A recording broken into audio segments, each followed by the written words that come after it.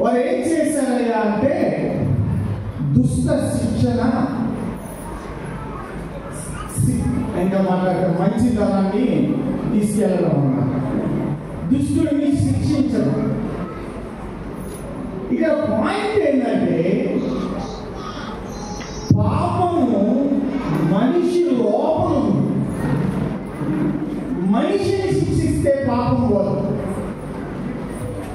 దేవుళ్ళు అనబడే వాళ్ళు పై నుంచి కిందకి వచ్చినా వారు శిక్షించినటువంటి వారిని ఏమిటంటే మనుషులు.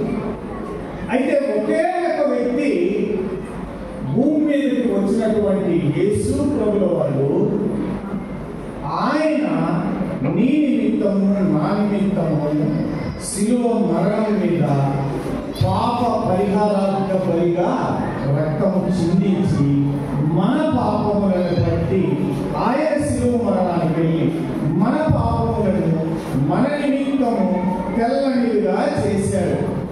కాబట్టి ఈ క్రిస్మస్ అనేది ఏమిటంటే మన వివాదము పరిష్కరించుకోవడం. ఈ వివాదము పరిష్కరించుకోవాలంటే నీ వివాదము నా వివాదము పరిష్కరించబడడానికి ఒక వ్యక్తి కావాలి.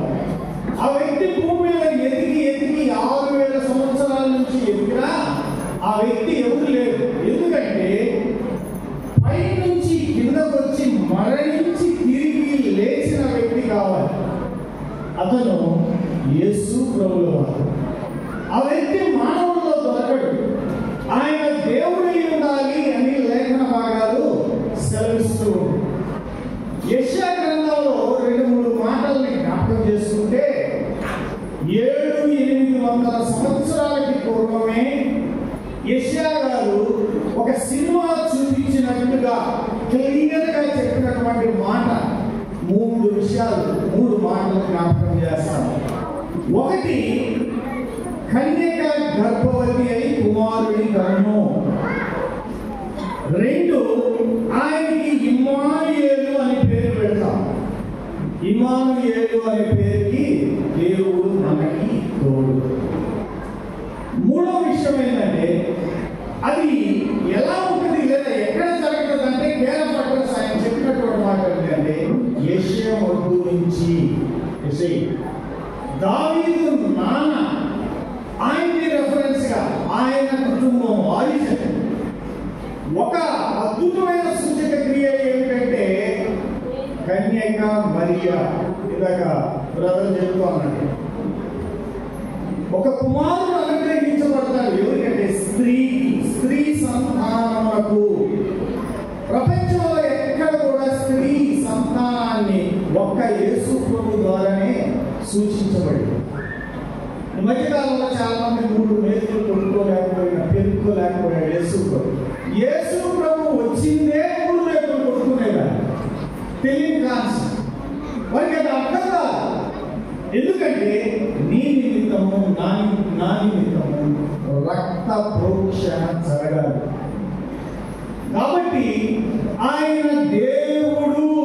యెషయా గ్రంథంలో అక్కడే చెప్పినటువంటి మాట ఏంటంటే ఆశ్చర్యకరుడు, ఆలోచనకర్త, బలవంతుడైన దేవుడు.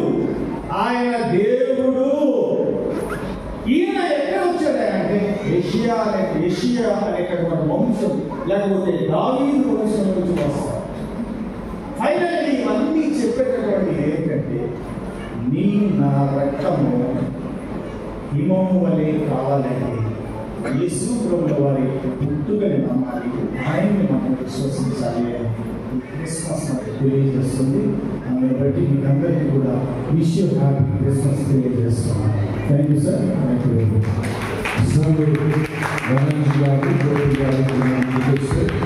మరి ప్రార్థన చేసి కట్టడం జరుగుతుంది.